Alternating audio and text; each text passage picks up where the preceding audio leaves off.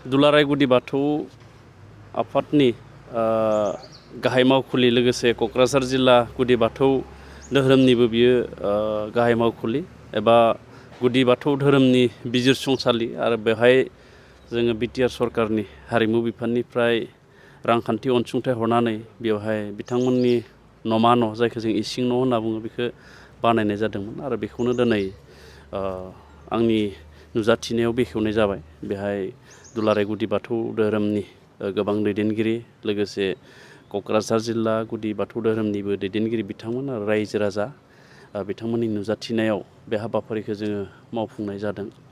अदेबानि आङो नैबे क'क्राझार जिल्ला एबा दुलाराय गुदि बाथौ धोरोमनि नैबे बिजिरसंसालियाव बिथांमोननो अनसुंथाइ होगोन होननानै आङो बोसोरनि सिगाङावहाय दुलाराय गुदि बाथौ धोरोमनि बोसोरसालिया जुथुमा गहपुराव जादोंमोन।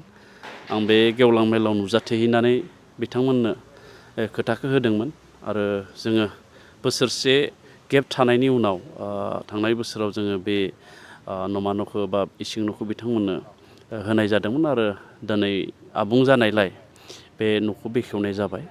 आरो आङो मिजिंथिगोन दुलाराय गुदि बाथौ धोरोमनि जायफोर धोरोमारि दैदेनगिरि आरो सिबियारि बिथांमोना बेवहाय फैनानै बिथांमोननि धोरोमनि खामानि लोगोसे आफादारि खामानि मावनायाव जिखिनि गोनां जायो बा बे न'मा न'आ बा इसिं न'आ धोरोमखौ सिनायथि होनायजों लोगोसे बिथांमोननि खामानि दैदेनलांनायाव एसेबाबो सहाय जागोन आङो बेखौ फोथायदों।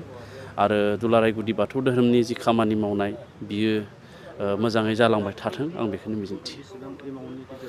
बियो गोबांद्राय नङा 10 लाखनिमोन। 10 लाखजों जोङो गिदिरद्रायबो नङा फिसाद्रायबो नङा एसे जायखौ जोङो बर' रावाव थेलेबलेब होननानै बुङो बेबायदि बानायनाय जादों।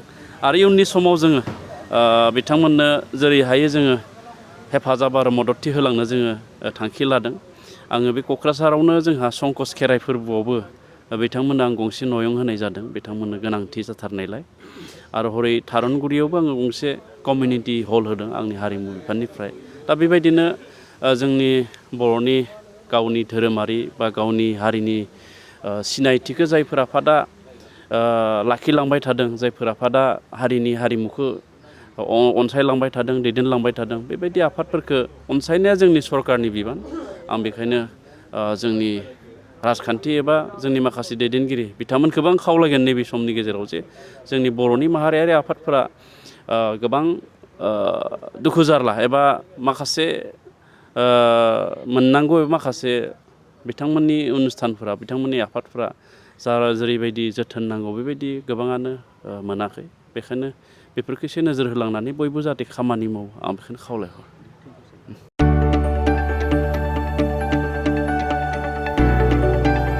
गोजोनथाव खौरां बर'नि आंगोथार गोथाव ओंख्रि जानो मोजां मोनग्रा रायजो राजाफोरनि थाखाय गोजोनथाव खौरां। बर'नि आंगोथार ओंख्रि जानो मोजां मोनग्रा रायजो राजाफोरा बे गोदानै खुलिनाय लाइजौ हटेलाव हाबफैनो हागोन। जाखांफुहांनाय लाइमोन फालांगिरि गपेश बसुमतारिया अदालगुरिनि टंलायाव बेखेवदों बर'नि आंगोथार ओंख्रि मोनग्रा गंसे हटेल। अदालगुरि जिल्ला टंलानि मिउनिसिपाल बर्ड मावख'नि साखाथियाव गोदानै बर'नि गोग्गो जानाय आदारनि गंसे लाइजौ मुंनि हटेल बेखेवदों। अदालगुरि जिल्लानि सिङाव थानाय फालांगिरि नोगोर टंलायाव गोदानै खुलिनाय बे लाइजौ हटेलाव बर'नि दोरोङारि जाग्रा आदारजों लोगोसे गोबां जाग्रा आदारफोरबो मोननो हागोन। गोदानै बेखेवजानाय बे लाइजौ हटेलाव अमा बेदर, बोरमा, लकेल ना, साम', नारजि, अनला खारै, थास', मैथा आरो नाफाम आरो गोबां आइटेमफोरखौ मोननो हागोन। बेनिखायनो नोंथाङाबो अदालगुरि जिल्ला टंला लामाजों थांलाय फैलाय खालामोब्ला बे गोदानै खुलिजानाय लाइजौ हटेलाव हाबनानै बर'नि दोरोङारि गोथाव जाग्रा आदारफोरखौ जालांनो हागोन।